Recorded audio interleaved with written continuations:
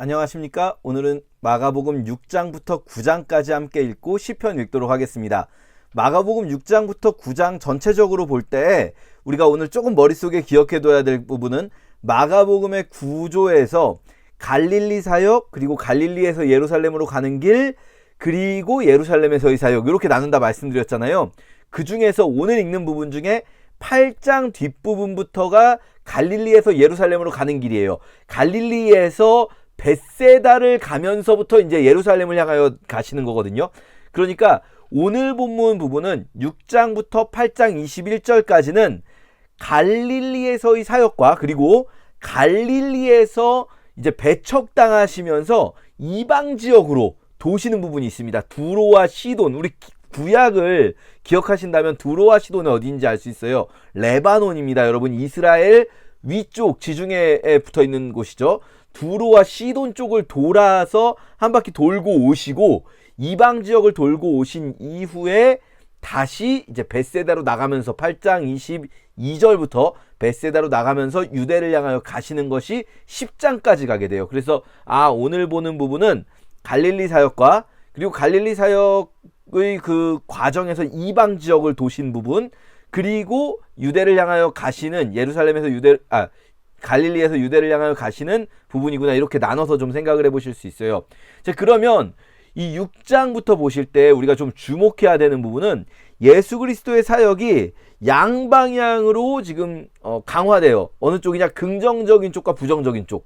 긍정적인 쪽은 제자들이 전도를 할 때 전도가 막 잘 돼서 사람들이 막 예수님에게 이제 막 점점 더 많이 모여드는 부분이 있는가 하면, 반대로 부정적인 쪽은 예수를 죽이려 하는 자들은 본격적으로 이제 부정적으로 예수를 죽이려는 것이 강화되는 부분이 나옵니다. 자, 6장 보시면요, 고향으로 가세요. 그러니까 거기를 떠나사, 이거는 지금 5장까지 해서 갈릴리 지역을 순회하셨단 말이에요. 갈릴리 지역이라는 건 큰 단위예요. 우리나라로 따지면 도 단위예요. 도, 시가 아니라 도. 갈릴리라는 도 안에 여러 시들이 있을 거잖아요. 충청도 안에 천안도 있고 뭐 논산도 있고 막 이런 것처럼 갈릴리 지역의 여러 도시들을 다니시다가 이제 고향이라고 하면 예수님의 고향 나사렛이죠. 그런데 지금 살고 있는 곳하고는 달라요. 지금 살고 있는 곳은 가버나움, 고향은 나사렛. 이 나사렛에 갔더니 안식일에 회당에서 가르치시는데 이 사람들이 듣고, 야, 얘가 마리아의 아들 목수 아니야? 야고보와 요셉과 유다와 시몬의 형제가 아니냐? 근데 여기서 여러분, 마리아의 아들이라고 나오는 걸 보면 우리가 알 수 있는 게, 추측이지만 예수님의 아버지 요셉은 일찍 하늘나라로 간 것 같다. 일찍 죽었나 봐요. 왜냐하면은 이 요셉이 살아있다면 마리아의 아들이라는 표현보다는 요셉의 아들이라는 이름으로 불렸을 가능성이 높겠죠. 그리고 요셉이 전혀 등장하지 않아요. 십자가 사건 이런 데에서도 마리아는 계속 등장하는데 요셉이 등장하지 않거든요. 어쩌면 요셉의 죽음이 예수님의 어린 시절에 있었을 수 있겠다라는 생각해보죠. 자, 마리아의 아들이고 목수 아니냐? 목수. 예수님은 목수의 아들이라고만 알고 계시는 분들이 있는데요. 이 사람이 마리아의 아들 목수가 아니냐? 예수님도 목수였어요. 원래 고대 사회에서는 대부분 아버지의 직업을 이어받습니다. 이게 무슨 말이냐면, 얘는 뭐야? 랍비가 아니라 목수잖아. 왜 랍비인 척하고 있어? 목수잖아, 목수. 이렇게 이제 얘기가 되는 거죠. 그러니까 예수님께서 선지자가 고향과 친척과 자기 집 외에서는 존경받지 못함이 없느니라. 이거 우리도 이제 믿음 생활하다 보면은 왠지 내 믿음을 가족이 제일 인정 안 해준다, 뭐 이런 생각하지 않습니까? 어쨌든 거기서는 이게 중요해요. 아무 권능도 행하실 수 없다. 이런 표현은요, 사실 마가복음이 되게 당당하게 하는 표현이에요. 그러니까 마태나 누가는 이런 표현을 조금 순화시켜요. 왜냐하면 이렇게 하면 예수님이 뭔가 권능이 부족한 분처럼 보일 수 있잖아요. 근데 이거는 예수님의 권능이 부족하기 때문이 아니라 그들의 믿음이 없기 때문에, 믿음이 없는 자들에게는 예수님도 권능을 행하실 수가 없다라는 거예요. 왜냐면은 이 우리의 믿음을 통해서 일하시는 거죠. 이 땅에서 계신 동안. 다만 소수의 병자에게 안수하여 고치실 뿐이었다 라고 나오면서 그들의 믿지 않음을 이상히 여기실 정도였다. 야, 세상에 다 믿는데 왜 얘네들은 이렇게 안 믿지? 이런 생각을 하시는 거죠. 그러니까 이 6장에서 보시면 예수에 대한 반대 혹은 부정, 이런 것들이 강화되고 있구나. 그리고 반대로 12제자를 보내시는 사건이 있는데 12제자를 보내시는 사건에서는 이 사건의 결과는 이들이 결국 갔다 와서 굉장히 전도가 잘 됐습니다 라고 보고를 해요. 그래서 12제자들의 보고는 우린 정말 사역이 잘 됐어요 라는 건데, 그 사이에 이 12제자들을 파송한 사건과 12제자들이 돌아온 사건 사이에 헤롯이 예수를 눈여겨보는, 나쁜 의미로 눈여겨보는 사건을 배치시키고 있어요. 그런데요, 읽어보시면요, 이게 그냥 시간상으로 그랬나 보다 라고 생각하실 수 있지만 시간상 아무 이유가 없어요. 왜냐하면 이 헤롯이 예수님에 대해서 눈여겨보는 거는 어떤 특정한 시점에 있는 일이 아니라 그냥 자연스럽게 예수님의 사역이 커져가면서 사람들이 늘어가면서 일어난 일이거든요. 그러니까 굳이 이거를 제자들을 파송하고, 그리고 그 파송된 제자들이 한참 사역을 하고 돌아온 이후에 기록해도 되는 거예요. 이걸 연결시킨 다음에 뒤에 기록해도 되거든요. 이거는 어떤 특정한 시점이 필요한 게 아니니까. 더더군다나 지금 자 보세요. 예수의 이름이 드러나니까 헤롯 왕이 듣고 세례 요한이 죽은 자 가운데서 살아났다 라고 말하는 거예요. 그럼 세례 요한은 이미 죽은 거죠. 요한의 죽음은 이보다 먼저 있었던 사건이에요. 그러니까 요한의 죽음에 대해서 이 뒤에 설명하거든요. 그거는 전에 있었던 일이에요. 굳이 이렇게 여기 사이에 껴놓을 필요가 없는 에피소드를, 이거는 전에, 요한이 죽은 건 전에 있었던 거니까 한참 전에 기록했어도 상관없는 거잖아요. 그리고 헤롯이 예수님의 이름이 드러나서 예수님을 이렇게 보게 된 것도 제자들이 이 선교를 갔다가 돌아온 사건까지 마무리 짓고 그 뒤에 껴넣어도 되잖아요. 이거는 의도적으로 이 제자들을 파송하고 제자들이 돌아와 보고한 사건 사이에 이 헤롯의 상황, 헤롯이 침례 요한을 죽였던 상황을 껴넣음으로써 이 두 사건, 제자들이 열심히 선교를 하고 돌아오는 요 상황과 헤롯이 예수를 죽이려고 하면서 예수에 대한 박해가 강화되는, 그리고 그 박해를 예상할 수 있게, 어느 정도 수준의 박해인가를 예상할 수 있게 만드는 침례 요한의 죽음 사건을 여기 사이에 껴놓는 거예요.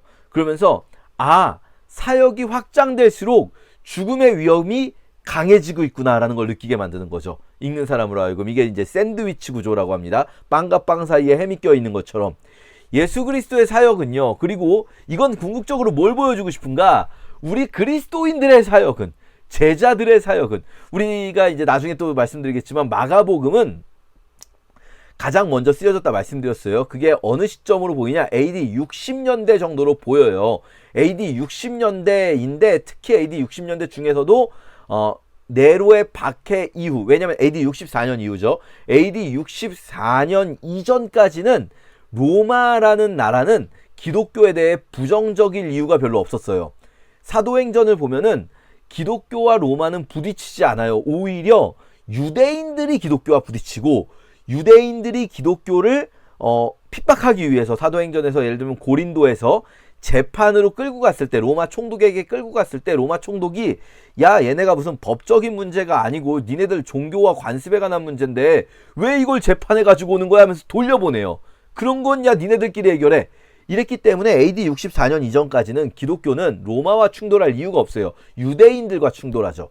그런데 AD 64년에 네로가 자기의 정치적인 입지가 흔들리는 상황이 발생하면서, 대화제로 인해서, 그때에 그 자신의 흔들리는 정치적 입지를 소수파인 기독교인들에게 이 책임을 돌리면서, 로마 대화제의 책임을 돌리면서 기독교 박해가 시작되는 거거든요. 로마에 의한 대대적인 기독교 박해가 시작돼요. 자, 왜 마가복음을 AD 64년 이후로 보는가? 마가복음에는 이 로마인들이 사용하는 라틴어로 된 단어들이 등장해요. 그러니까 기록은 그리스어, 헬라어로 기록을 해요. 그런데 그리스어로 기록을 하다가 어떤 단어들을 라틴어에서 음역, 발음을 가지고 와서 그리스어 철자로 맞춰 쓰는, 음역을 해요. 이게 이제 우리가 예를 들면은 우리나라 말로도 있는데 굳이 이 사람들이 라틴어를 더 잘한다 싶을 때 라틴어로 쓰는, 예를 들면은 우리나라 말로도 있는 의자는 너무 뭐가 있을까요? 자동차 카라고 쓴다든지, 영어를 굳이 쓰는 게 뭐가 있을까요? 스탑 이런 거 멈춰 이렇게 정지 이렇게 써도 되는데 스탑, 이 스탑은 영어인데 한글로 시옷, 티읕, 비읍해가지고 스탑 이렇게 쓸 수 있잖아요. 그 얘기는 뭐냐면 이 글을 읽는 사람들이 이 스탑이란 단어를 더 익숙하게 쓴다, 느낀다 이런 거잖아요. 그럴 때 우리말로도 있는데, 예를 들면 그리스어로도 있는데 굳이 라틴어를 음역해서 쓴단 말이죠. 근데 라틴어는 지중해 동부 세계, 그리스, 터키를 비롯한 이스라엘 쪽에서는 라틴어는 익숙한 언어가 아니에요. 물론 로마에서 파견 나온 사람들에게는 익숙하겠지만, 그러면 이 로마 말이 익숙한 사람들이 누구겠습니까?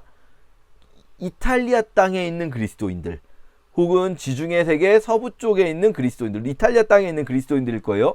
근데 이때 라틴어를 음역한 단어들이 대체로, 예를 들면 바로 앞에 5장에서 거라사 광인 사건에서 군대 귀신할 때, 군대라 할 때 레기온 이런 단어들이 라틴어를 음역하는데, 보면 라틴어, 이 마가복음 전체에서 라틴어를 음역한 단어들을 쭈르륵 찾아보면 다 부정적인 단어들이에요. 부정적인 뉘앙스로만 써요, 라틴어를. 로마에 대한 부정적 뉘앙스가 느껴진다는 거예요. 이게 사실 제가 좀 그냥 몇 가지만 예로 들었기 때문에 억지스럽다라고 느끼실 수도 있는데, 마가복음을 분석해보면 이 로마에 대한 부정적인 뉘앙스들이 강해요. 그러면 기독교 세계가 로마에 대해 부정적으로 느끼는 시점이면 기독교 박해 이후에 쓰여진 글. 그러면요, 여러분, 이 기독교 박해, 대대적인 어마어마한 기독교 박해 이후에 이탈리아 지역에 있는 기독교인들에게 그 쓰여진 것이 마가복음이라면, 여러분, 이 마가복음에서 이 6장처럼 예수의 사역이 확장되는 것과 예수의 핍박이 확장되는 것, 이 두 가지를 겹쳐 말씀해 주시는 이유가 뭐겠습니까? 알으라는 거예요. 너희도 우리가 잘 사역하면 어떤 일이 일어나는가, 우리가 사역을 잘하면 어떤 일이 일어나는가, 우리가 막 먹고 살기 좋아지고 사역을 잘하면 행복해지고, 그게 아니라 사역을 잘하면 핍박이 올 수 있다, 사역을 잘하는데 더 죽을 것 같은 일이 벌어질 수도 있다, 그런 일들을 이미 그들이 겪고 있어요. 그런데 예수님도 그러셨다라는 거죠. 예수님도 그러셨다. 그런 것들을 이런 샌드위치 구조를 통해서 6장은 지금 보시면 계속 박해와 사역의 확장이 겹쳐져서 보여지고 있는 거예요. 그러면서 이렇게 예수님께서 사역을 하시는데 사람이 늘어가는데, 이 사람들이 어떤 사람들이 오는가? 빈들에서 불쌍히 여겨지는 사람들이 오는 거예요. 이 사람들이 막 너무 많이 오는 거예요. 너무 많이 와서 사람들 때문에 밥을 먹을 겨를도 없어요. 밥을 먹을 겨를도 없으니까 배를 타고 한적한 곳에 가는데, 사람들이, 예수님은 배를 타고, 갈릴리 바다가 아니라 호수잖아요. 바다라고 부르긴 하지만 호수에서 배를 타고 가면 보일 거 아니에요. 여러분, 보입니다. 실제로 저기 멀리 배를 타고 가면 눈 좋은 사람들은 배 위에 탄 사람 얼굴까지 보여요. 그러면 예수님이 배를 타고 가는 게 사람들이 보인 거예요. 그러니까 그들이 가는 것을 보고 많은 사람들이 그들인 줄 알아서 도보로 걸어서, 저기 배 간다, 저 사람, 저 예수 그러면서 따라간 거예요. 근데 이때 모인 사람들은요, 달라요. 그 전에 무리들, 그냥 기적 보러 모인 무리들하고 달라요. 그들은 간절함이 있어요. 왜냐? 이 사람들은 지금 누구냐면요, 요한의 죽음 이후에 연결되잖아요. 침례 요한이 선지자다라고 믿고 따르던 수많은 사람들이 있었어요. 근데 그 침례 요한이 헤롯 가문의 죄악을 고발하면서 헤롯 가문에게 책망하다가 죽었어요. 그 침례 요한을 따르던 사람들이 예수께 나오는 거예요. 그러니까 예수님도 그들을 보고, 여기서 무리는 부정적인 표현이 아니죠. 이 큰 무리를 보시고 목자 없는 양 같음으로 인하여 불쌍히 여기시는 거예요. 침례 요한을 잃어버린 그들에게 예수님이 그들을 여러 가지로 가르치시면서, 이때 이 빈들에서 날이 저물어 가는데 굶고 있는 그들, 여러분 생각해 보세요. 이들이 만약에 먹고 살만한 사람들이었다면, 이 일반적인 그 전에 모였던 무리 같은 사람들이었다면 어떻겠습니까? 집에 가서 밥 먹었겠죠. 집에 가서 밥 먹든지 아니면은 도시락을 사오든지 그랬겠죠. 그런데 이 사람들 그냥 굶고 있는 거예요. 예수 앞에 모여서 그냥 굶고 있는 거예요. 왜 그냥 굶고 있습니까? 이 사람들 먹을 능력이 없는 사람들이요. 이 사람들은 그 사회에서 거의 버려진 자들 같은 사람들인 거죠. 너희가 먹을 것을 주어라. 사 먹게 하옵소서라고 말하지만 솔직히 사 먹을 수 있으면 어쩌면 예수님도 보내셨을 거예요. 근데 제자들이 사 먹게 하옵소서라는 건 제자들도 솔직히 이 사람들이 사 먹을 돈이 있을까? 라는 생각은 하지만 어쨌든 우리는 없으니까 사 먹고 오라 라고 말을 하려는 건데, 사 먹을 수 있었으면 진작에 나가서 사왔겠죠. 한 명이 뛰어가서 사오든지. 근데 그럴 수 있는 사람이 아닌 거예요. 이게 사실 마을하고 멀지도 않습니다. 갈릴리 호수 가면. 거기서 이 많은 사람들에게 먹을 것을 주시는 사건이 바로 그 유명한 오병이어 사건이에요. 오병이어 사건 이후에 제자들을 먼저 보내시고 본인은 기도하러 가시고, 그리고 물 위를 걸어서 제자들에게 오시는 사건이 있고요. 그 상황에서 제자들은 계속 놀라고 깨닫지 못하고 마음이 둔하여졌다. 이런 표현들이 계속 반복돼요. 제자들에 대해서. 제자들은 항상 놀라고 무서워하고 깨닫지 못하고 둔하고. 이게 마가복음의 또 표현상의 특징이에요. 마가복음은 계속 제자들을 모르고 깨닫지 못하고 뭘 알아채지 못하고 두려워하고 이렇게만 표현해요. 이런 것들 더 보고 왜 이런 특징이 있는지 일단 특징들을 더 본 다음에 나중에 설명드릴게요. 자, 어쨌든 그리고 이 게네사렛 땅에 가서 배에서 내렸는데 사람들이 막 어디든지 많이 모이는 거예요. 수많은 사람들이 예수님께 모이고요. 7장에서는 이제 계속되는 공격들이 있습니다. 바리새인들과 서기관들이 손 씻는 문제로 논쟁을 하는 거예요. 손 씻는, 그러니까 원래 유대인들이 정결례라고 해서 손을 씻어요. 이게 나쁜 거 아니죠. 손 씻어야죠. 나갔다 들어오면 손 씻고 밥을 먹죠. 그런데 유대인들은 이 손 씻는 것을 영적인 의미를 부여했어요. 여기다가. 그래서 이 부정한 것으로 먹으면은, 부정한 손으로 먹으면은 부정한 음식이 된다. 그래서 정결한 영적인 정결함을 막 강조했단 말이에요. 손 씻는 거에서. 근데 예수님의 제자들은 사실 이거 누가 지킬 수 있겠습니까? 진짜 좀 먹고 사는 게 편한 사람들, 깨끗한 물을 누가 떠올 수 있고 그런 사람들이 지킬 수 있는 거예요. 우리처럼 수도가 다 잘 돼 있는 게 아니잖아요. 하지만 예수님의 제자들은 그렇게 귀족들이 아닌 사람들이 많잖아요. 예수님의 제자들은.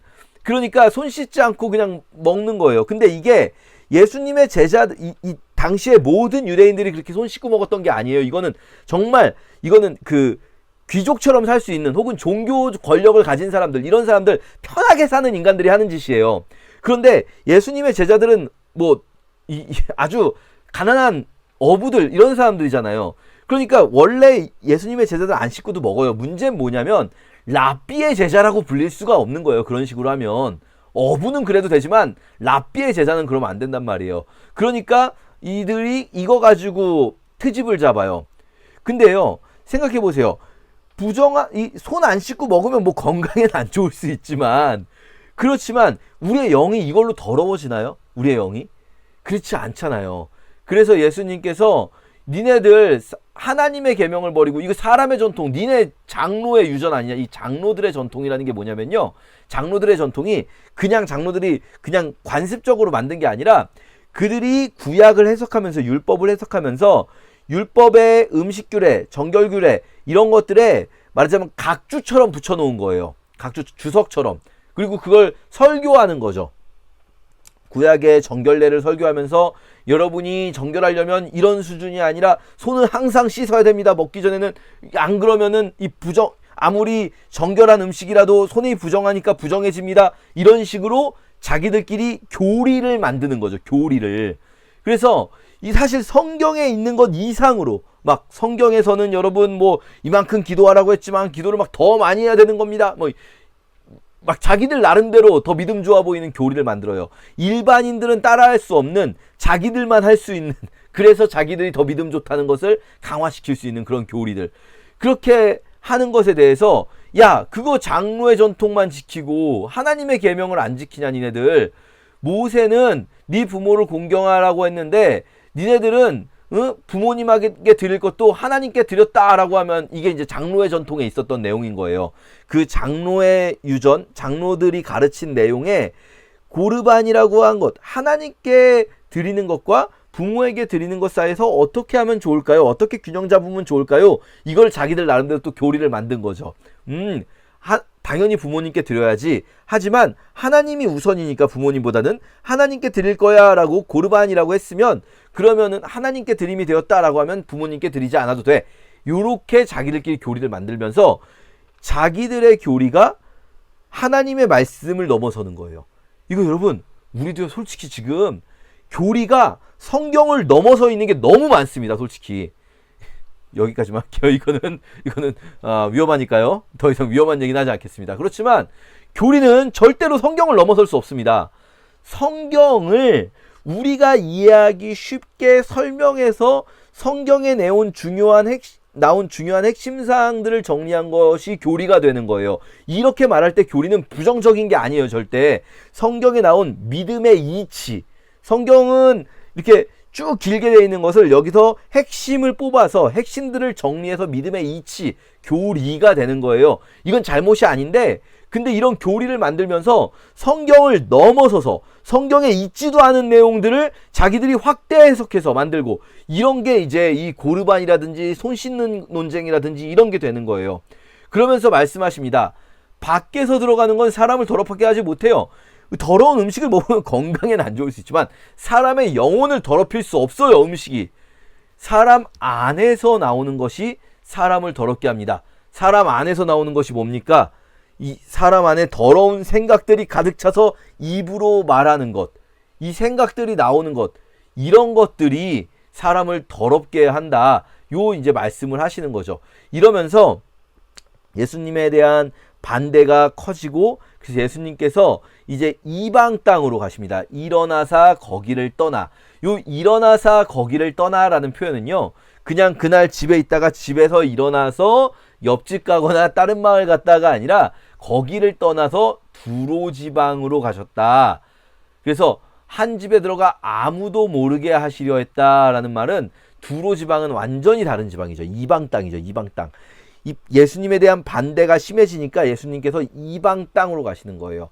이방 땅에서 예수님이 조금 이제, 예수님은 정해놓은 시간이 있으세요. 그 정해놓은 시간이 뭐냐면 공생의 3년 차이 6월절이에요. 그때까지는 잡히면 안 돼요. 먼저 잡히면 안 돼요. 그래서 그런지 아무도 모르게 하시려 했으나 숨길 수 없어요. 어쨌든 예수님이 이렇게 돌시면서 이 정해놓은 시간, 그 6월절에 예루살렘에 가는 이 플랜을 가지고 계십니다. 그때 수로보니게 여인이 등장하죠. 헬라인이요 수로보니게 족속이라. 이 수로보니게라는 말은 뭐냐면요, 시리아가 우리 성경에 수리아라고 나와요. 수리아. 시리안 보니게 혹은 베니게라고 나오거든요. 우리 성경에 베니게가 페니키아예요. 페니키아. 레바논 지역을 페니키아 사람들이 산다고 해요. 레바논 지역에 사는 그 인종을 페니키아인이라고 하거든요. 옛날에 페니키아인의 쐐기 문자 이런 거 학교 다닐 때 배우셨어요. 자, 그래서 시리안 페니키안이 되는 거예요. 이 뭐냐면 시리아 출신의 페니키아에 사는 사람. 우리로 따지자면은 그 한국인이 미국 가서 살 때 그 뭐라고 부릅니까? 코리안 아메리칸 이렇게 되잖아요. 시리안 페니키안, 이거를 한글로 콩글리시로 번역할 때 수로보니게가 돼버린 거예요. 시리안 페니키안이. 자, 어쨌든 수로보니게 족속, 이방인이에요. 이방인 중에서도 이방인이에요. 그러니까 이 수로보니게라는 말은 이 이방 지역조차도 이 여인에게는 자기 홈그라운드가 아닌 거예요. 이방인 중에서도 이방인인 여인, 완전히 멀리 있는 이방인인 여인. 그런데 이 여인이 자기 딸에게서 귀신 쫓아주기를 간청하는데 예수님께서 거절하세요. 너무 당황스럽지 않습니까? 근데 거절하시는데 이 여인이 끝까지 따지고 물어요. 주님 맞지만, 그러나 개들도 이렇게 먹지 않습니까? 예수님이 정말 너무나 기쁘셨을 것 같지 않습니까? 여러분, 정말 예수님 너무 기쁘셨을 것 같지 않습니까? 이 끝까지 매달리는 이 믿음을 보고. 그래서 이 여인의 딸을 살려주고 두로에서 나와서 시돈을 지나고 데가볼리 지방을 통과하여 갈릴리 호수에 이르셨다면요, 여러분, 이게 지금 데가볼리가 어디냐면 거라사 광인 나왔던 데 있죠. 그러니까 갈릴리 호수가 갈릴리 지역이 아니에요. 갈릴리 호수의 서쪽 절반이 갈릴리 지역이에요. 이스라엘 사람들이 사는 이스라엘 갈릴리 지역이고, 갈릴리 호수의 북쪽은 또 드라고닛이라고 하는, 이두레와 드라고닛이라고 하는 또 이스라엘 지방이에요. 여기에 벳세다가 있고요. 그리고 갈릴리 호수의 동남쪽, 여기에 그 거라사 광인 사건이 있었던 거예요. 여기가 이 지역을 데가볼리라고 하는데, 데카폴리스의 콩글리시예요. 데카폴리스, 10개의 도시들, 이름만 들어도 헬라식 도시들, 이방 지역이에요. 데가볼리는 이방 지역이에요. 그래서 여러분, 거라사가 이 데가볼리 지역에 있기 때문에 돼지를 키우는 거예요. 이스라엘 사람들은 돼지 안 키웁니다. 이거 마태복음 할 때 제가 말씀드렸었나요? 이게 돼지를 키운다는 것 자체가 고고학적으로도 이 돼지뼈 먹던 흔적이 있는 곳은 이방인 거주지예요. 유대인들은 돼지 안 키우고 안 먹어요. 율법 때문에. 그렇기 때문에 이 지금 두로, 시돈, 데가볼리를 통과해서 왔다라는 말은, 갈릴리 호수를 갈 때 원래 두로와 시돈에서 갈릴리로 직진하면 어디를 가냐면 갈릴리 도를 지나게 돼 있어요. 그러니까 이스라엘의 갈릴리 지역.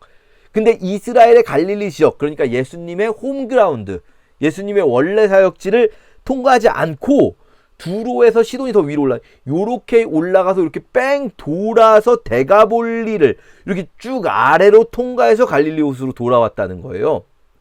그러니까 이거는 예수님이 지금 이 유대 땅으로 가면, 유대인들이 사는 지역으로 가면 예수님이 체포될 수 있는 상황, 그러면 예수님이 6월절에 죽으시는 상황에 차질이 생길 수도 있는 상황, 요런 것들을 예상해 볼 수 있게 합니다. 그때 사람들이 귀먹고 말 더듬는 자 데리고 와서 이제 고쳐주시는 에바다 사건이 있어요. 요 사건은요, 한 번에 이루어지거든요. 에바다 신이 열려요. 그리고 그게 곧이에요. 곧바로 말이 분명해져요. 요 사건하고 우리가 뭘 비교하게 되냐면요, 8장에 보면은 아주 특별한 사건이 있어요. 벳세다 맹인 사건. 이 벳세다 맹인 사건이요, 정말 이건 굉장히 특이해요. 왜냐하면 예수님께서 한 번에 성공하지 못해요. 유일합니다. 죽은 사람도 그냥 달리다고 하면 일어나시고, 눈먼 사람 에바다 하니까 곧바로 혀가 풀렸잖아요. 혀가, 우리가 벳세다 맹인 사건을 잘못 해석하면 이럴 수가 있어요. 워낙 오랫동안 안 보였기 때문에 그게 한 번에 안 보일 수 있구나.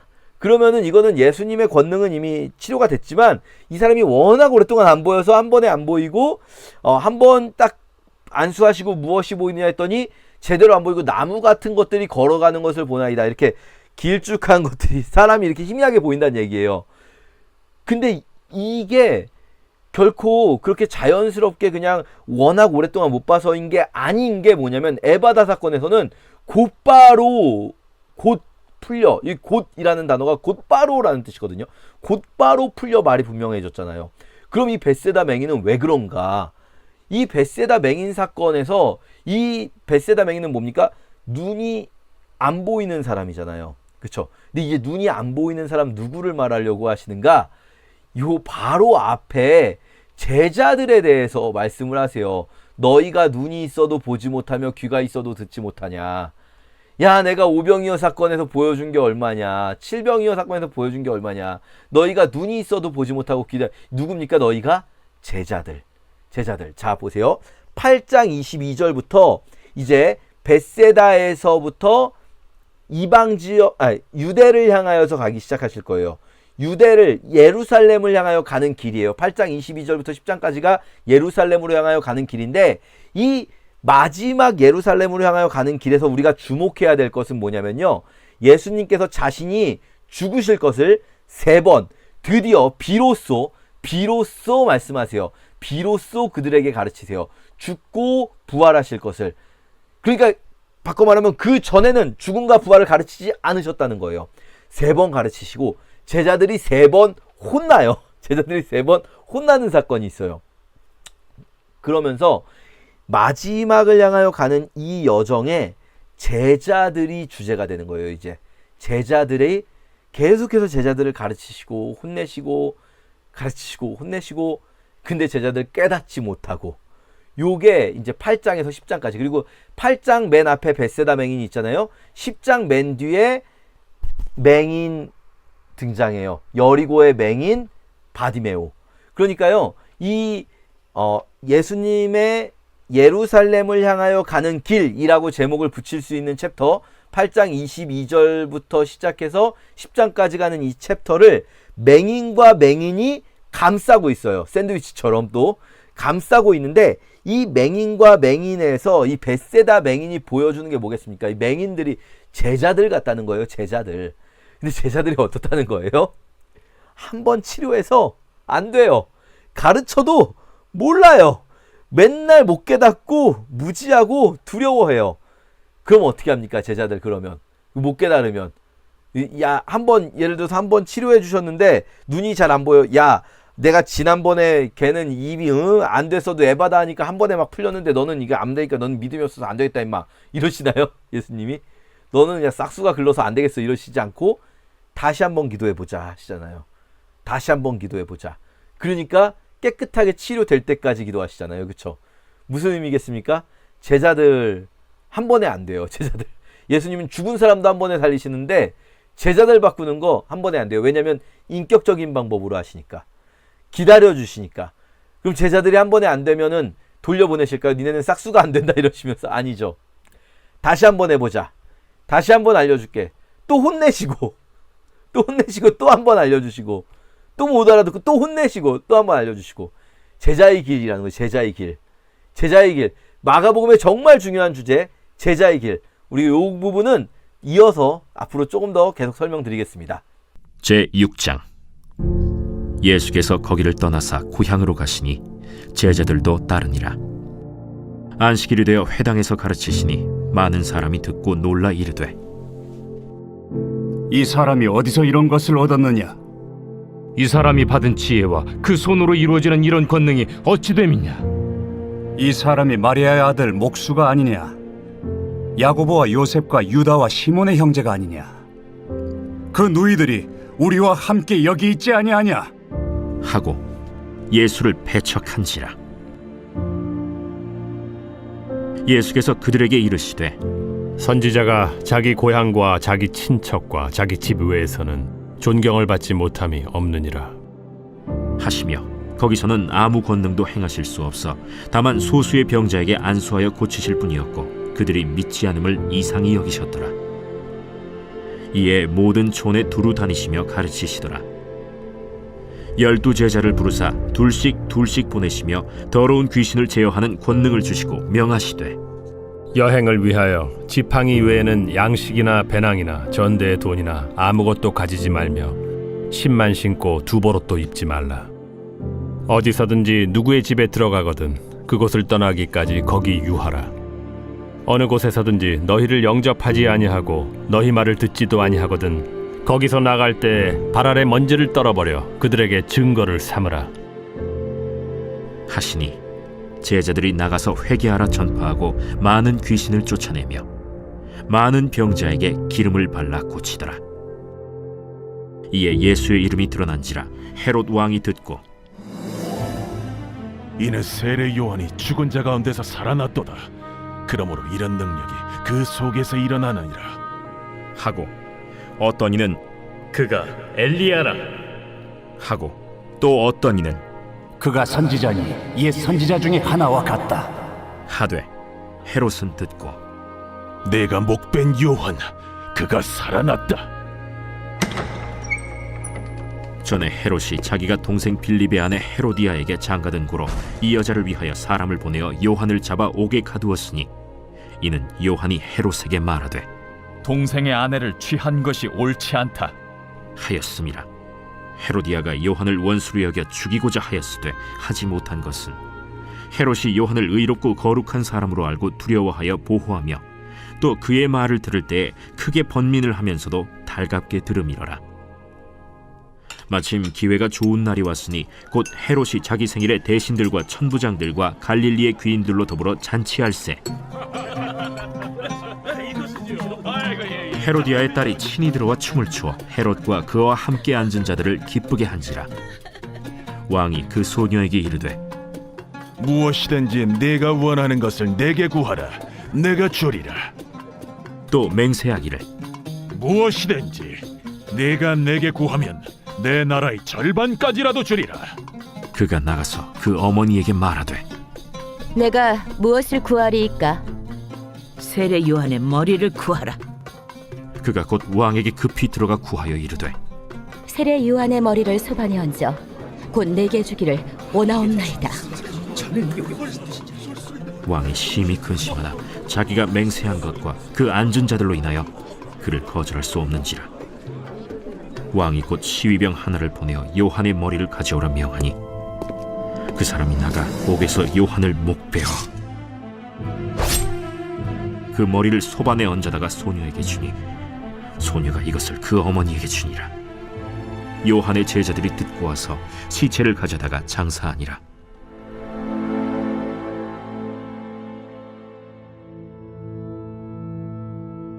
사도들이 예수께 모여 자기들이 행한 것과 가르친 것을 낱낱이 고하니 너희는 따로 한적한 곳에 가서 잠깐 쉬어라. 이는 오고 가는 사람이 많아 음식 먹을 겨를도 없음이라. 이에 배를 타고 따로 한적한 곳에 갈새 그들이 가는 것을 보고 많은 사람이 그들인 줄 안지라. 모든 고을로부터 도보로 그곳에 달려와 그들보다 먼저 갔더라. 예수께서 나오사 큰 무리를 보시고 그 목자 없는 양 같음으로 인하여 불쌍히 여기사 이에 여러 가지로 가르치시더라. 때가 저물어 가매 제자들이 예수께 나와 이것은 빈들이여 날도 저물어 가니 무리를 보내어 두루 촌과 마을로 가서 무엇을 사 먹게 하옵소서. 너희가 먹을 것을 주라. 우리가 가서 200데나리온의 떡을 사다 먹이리이까? 너희에게 떡 몇 개나 있는지 가서 보라. 떡 5개와 물고기 2마리가 있더이다. 하거늘 제자들에게 명하사 그 모든 사람으로 때를 지어 푸른 잔디 위에 앉게 하시니 때로 100명씩 또는 50명씩 앉은지라. 예수께서 떡 5개와 물고기 2마리를 가지사 하늘을 우러러 축사하시고 떡을 떼어 제자들에게 주어 사람들에게 나누어 주게 하시고 또 물고기 2마리도 모든 사람에게 나누심에 다 배불리 먹고 남은 떡 조각과 물고기를 12바구니에 차게 거두었으며 떡을 먹은 남자는 5,000명이었더라. 예수께서 즉시 제자들을 재촉하사 자기가 무리를 보내는 동안에 배 타고 앞서 건너편 벳세다로 가게 하시고 무리를 작별하신 후에 기도하러 산으로 가시니라. 저물매 배는 바다 가운데 있고 예수께서는 홀로 무태 계시다가 바람이 거스름으로 제자들이 힘겹게 노젓는 것을 보시고 밤 사경쯤에 바다 위로 걸어서 그들에게 오사 지나가려고 하시며 제자들이 그가 바다 위로 걸어오심을 보고 유령인가 하여 소리 지르니 그들이 다 예수를 보고 놀랍니다. 안심하라. 내니 두려워하지 말라. 하시고 배에 올라 그들에게 가시니 바람이 그치는지라. 제자들이 마음에 심히 놀라니 이는 그들이 그 떡 떼시던 일을 깨닫지 못하고 도리어 그 마음이 둔하여졌음이로라. 건너가 게네사렛 땅에 이르러 대고 배에서 내리니 사람들이 곧 예수신 줄을 알고 그 온 지방으로 달려 돌아다니며 예수께서 어디 계시다는 말을 듣는 대로 병든 자를 침상째로 메고 나오니 아무데나 예수께서 들어가시는 지방이나 도시나 마을에서 병자를 시장에 두고 예수께 그의 옷가에라도 손을 대게 하시기를 간구하니 손을 대는 자는 다 성함을 얻으니라. 제7장.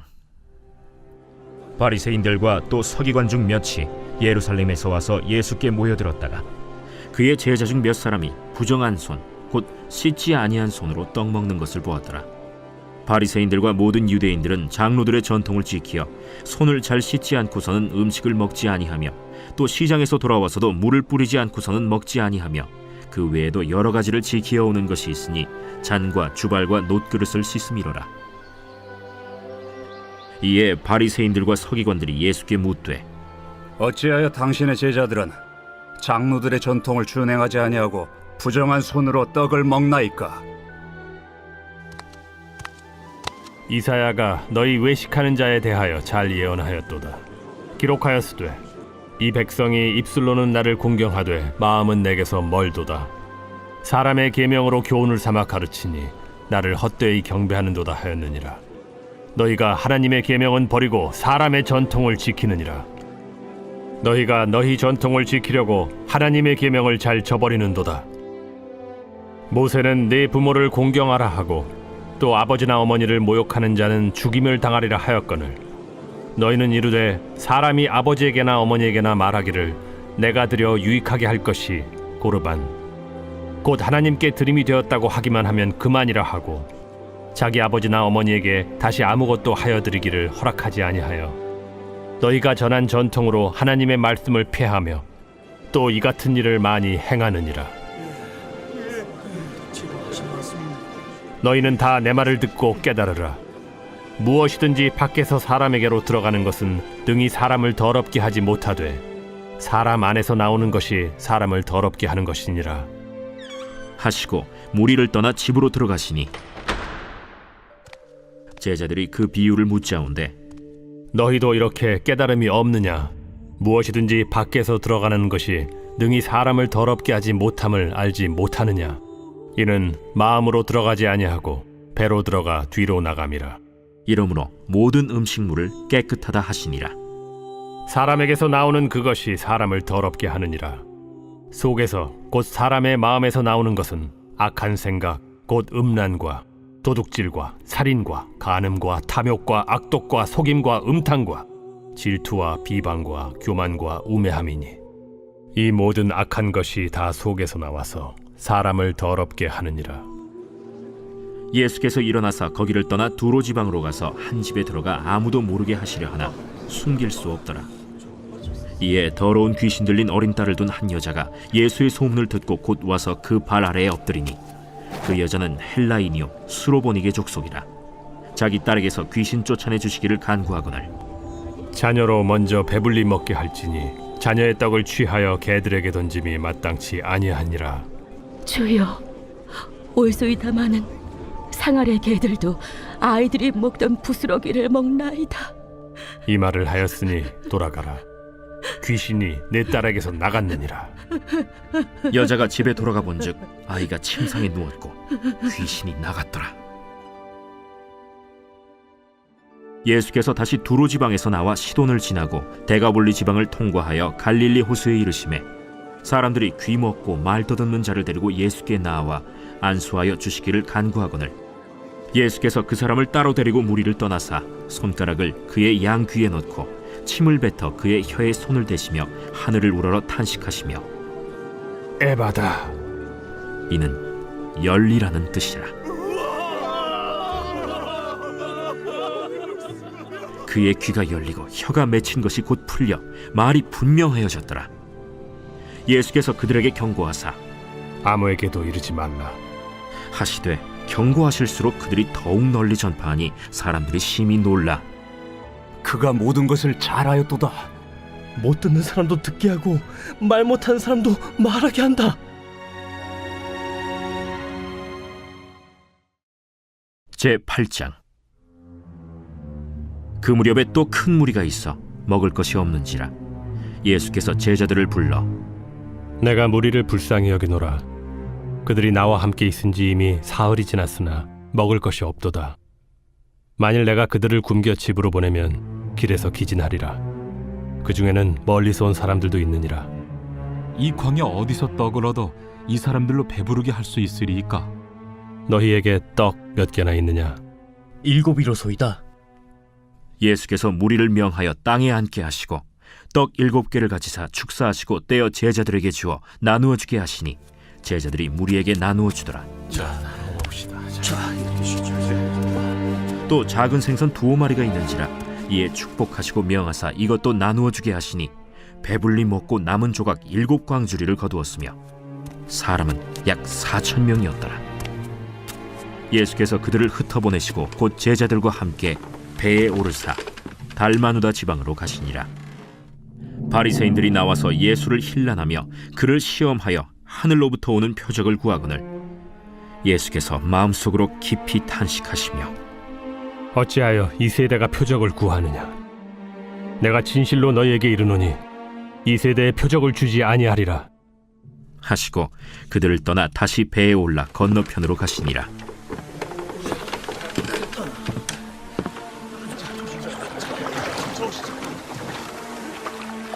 제자들이 떡 가져오기를 잊었음에 배에 떡 한 개밖에 그들에게 없더라. 예수께서 경고하여 이르시되 삼가 바리새인들의 누룩과 헤롯의 누룩을 주의하라. 이는 우리에게 떡이 없음이로다. 너희가 어찌 떡이 없음으로 수군거리느냐? 아직도 알지 못하며 깨닫지 못하느냐? 너희 마음이 둔하냐? 너희가 눈이 있어도 보지 못하며 귀가 있어도 듣지 못하느냐? 또 기억하지 못하느냐? 내가 떡 5개를 5,000명에게 떼어줄 때 조각 몇 바구니를 거두었더냐? 12이니이다. 또 7개를 4,000명에게 떼어줄 때 조각 몇 광주리를 거두었더냐? 7이니이다. 아직도 깨닫지 못하느냐? 벳세다의 이름에 사람들이 맹인 한 사람을 데리고 예수께 나와 손대시기를 구하거늘 예수께서 맹인의 손을 붙잡으시고 마을 밖으로 데리고 나가사 눈에 침을 뱉으시며 그에게 안수하시고 무엇이 보이느냐? 사람들이 보이나이다. 나무 같은 것들이 걸어가는 것을 보나이다. 이에 그 눈에 다시 안수하심에 그가 주목하여 보더니 나아서 모든 것을 밝히 보는지라. 예수께서 그 사람을 집으로 보내시며 마을에는 들어가지 말라 하시니라. 예수와 제자들이 빌립보 가이사랴 여러 마을로 나가실새 길에서 제자들에게 물어 사람들이 나를 누구라고 하느냐? 세례 요한이라 하고 더러는 엘리야, 더러는 선지자 중에 하나라 하나이다. 너희는 나를 누구라 하느냐? 베드로가 대답하여 이르되 주는 그리스도시니이다. 이에 자기의 일을 아무에게도 말하지 말라 경고하시고 인자가 많은 고난을 받고 장로들과 대제사장들과 서기관들에게 버림받아 죽임을 당하고 사흘 만에 살아나야 할 것을 비로소 그들에게 가르치시되 드러내놓고 이 말씀을 하시니 베드로가 예수를 붙들고 항변하매 예수께서 돌이키사 제자들을 보시며 베드로를 꾸짖어 사탄아, 내 뒤로 물러가라. 내가 하나님의 일을 생각하지 아니하고 도리어 사람의 일을 생각하는도다. 무리와 제자들을 불러 이르시되 누구든지 나를 따라오려거든 자기를 부인하고 자기 십자가를 지고 나를 따를 것이니라. 누구든지 자기 목숨을 구원하고자 하면 잃을 것이요 누구든지 나와 복음을 위하여 자기 목숨을 잃으면 구원하리라. 사람이 만일 온 천하를 얻고도 자기 목숨을 잃으면 무엇이 유익하리요? 사람이 무엇을 주고 자기 목숨과 바꾸겠느냐? 누구든지 이 음란하고 죄 많은 세대에서 나와 내 말을 부끄러워하면 인자도 아버지의 영광으로 거룩한 천사들과 함께 올 때 그 사람을 부끄러워하리라.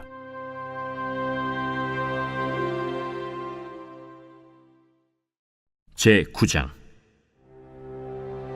내가 진실로 너희에게 이르노니 여기 서 있는 사람 중에 죽기 전에 하나님의 나라가 권능으로 임하는 것을 볼 자들도 있느니라. 엿새 후에 예수께서 베드로와 야고보와 요한을 데리시고 따로 높은 산에 올라가셨더니 그들 앞에서 변형되사 그 옷이 광채가 나며 세상에서 빨래하는 자가 그렇게 희게 할 수 없을 만큼 매우 희어졌더라. 이에 엘리야가 모세와 함께 그들에게 나타나 예수와 더불어 말하거늘 베드로가 예수께 고하되 라삐여, 우리가 여기 있는 것이 좋사오니 우리가 초막 셋을 짓되 하나는 주를 위하여, 하나는 모세를 위하여, 하나는 엘리야를 위하여 하사이다 하니 이는 그들이 몹시 무서워하므로 그가 무슨 말을 할지 알지 못함이더라. 마침 구름이 와서 그들을 덮으며 구름 속에서 소리가 나되 이는 내 사랑하는 아들이니 너희는 그의 말을 들으라 하는지라. 문득 둘러보니 아무도 보이지 아니하고 오직 예수와 자기들 뿐이었더라. 그들이 산에서 내려올 때 예수께서 경고하시되 인자가 죽은 자 가운데서 살아날 때까지는 본 것을 아무에게도 이르지 말라. 그들이 이 말씀을 마음에 두며 서로 문의하되 죽은 자 가운데서 살아나는 것이 무엇일까? 예수께 묻자와 어찌하여 서기관들이 엘리야가 먼저 와야 하리라 하나이까? 엘리야가 과연 먼저 와서 모든 것을 회복하거니와 어찌 인자에 대하여 기록하기를 많은 고난을 받고 멸시를 당하리라 하였느냐?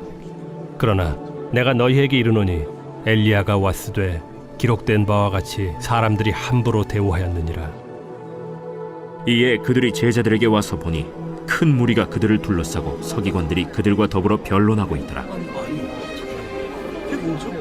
온 무리가 곧 예수를 보고 매우 놀라며 달려와 문안하거늘 예수께서 물으시되 너희가 무엇을 그들과 변론하느냐? 무리 중에 하나가 대답하되 선생님, 말 못하게 귀신 들린 내 아들을 선생님께 데려왔나이다. 귀신이 어디서든지 그를 잡으면 거꾸러져 거품을 흘리며 이를 갈며 그리고 파리해지는지라. 내가 선생님의 제자들에게 내쫓아달라 하였으나 그들이 능히 하지 못하더이다. 믿음이 없는 세대여, 내가 얼마나 너희와 함께 있으며 얼마나 너희에게 참으리요. 그를 내게로 데려오라. 이에 데리고 오니 귀신이 예수를 보고 곧 그 아이로 심히 경련을 일으키게 하는지라. 그가 땅에 엎드러져 구르며 거품을 흘리더라. 예수께서 그 아버지에게 물으시되 언제부터 이렇게 되었느냐? 어릴 때부터니이다. 귀신이 그를 죽이려고 불과 물에 자주 던졌나이다. 그러나 무엇을 하실 수 있거든 우리를 불쌍히 여기사 도와주옵소서. 할 수 있거든이 무슨 말이냐? 믿는 자에게는 능히 하지 못할 일이 없느니라. 곧 그 아이의 아버지가 소리를 질러 이르되 내가 믿나이다. 나의 믿음 없는 것을 도와주소서. 예수께서 무리가 달려와 모이는 것을 보시고 그 더러운 귀신을 꾸짖어 이르시되 말 못하고 못 듣는 귀신아, 내가 네게 명하노니 그 아이에게서 나오고 다시 들어가지 말라.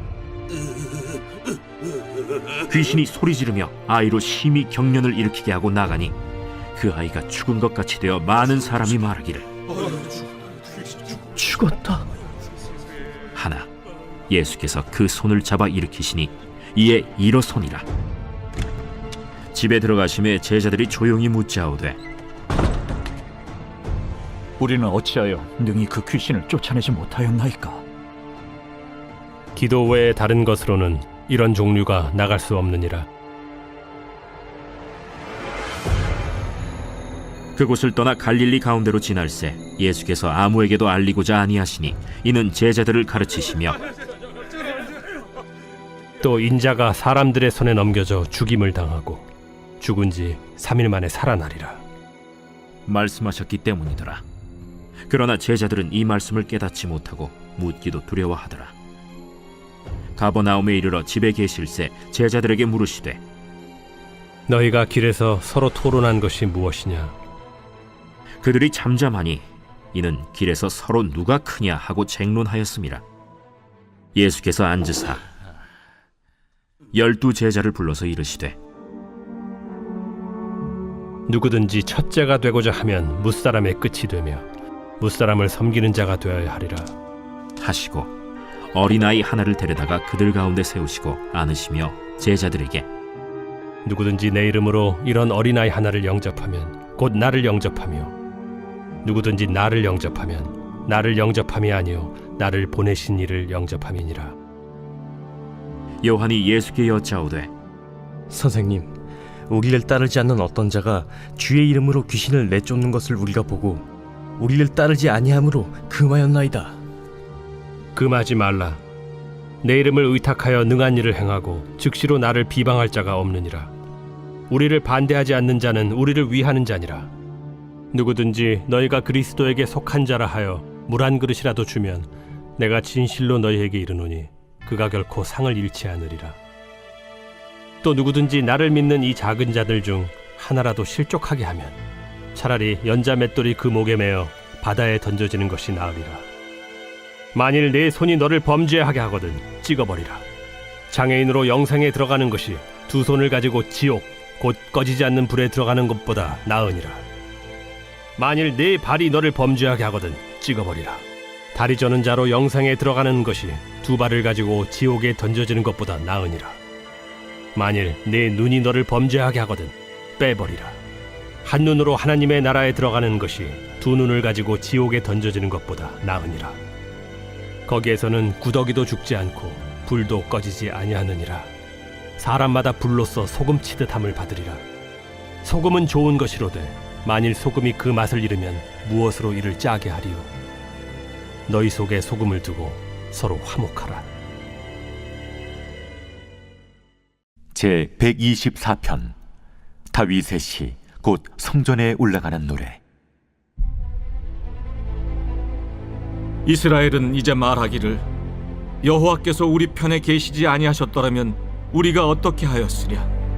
사람들이 우리를 치러 일어날 때 여호와께서 우리 편에 계시지 아니하셨더라면 그때 그들의 노여움이 우리에게 맹렬하여 우리를 산채로 삼켰을 것이며 그때 물이 우리를 휩쓸며 시내가 우리 영혼을 삼켰을 것이며 그때 넘치는 물이 우리 영혼을 삼켰을 것이라 할 것이로다.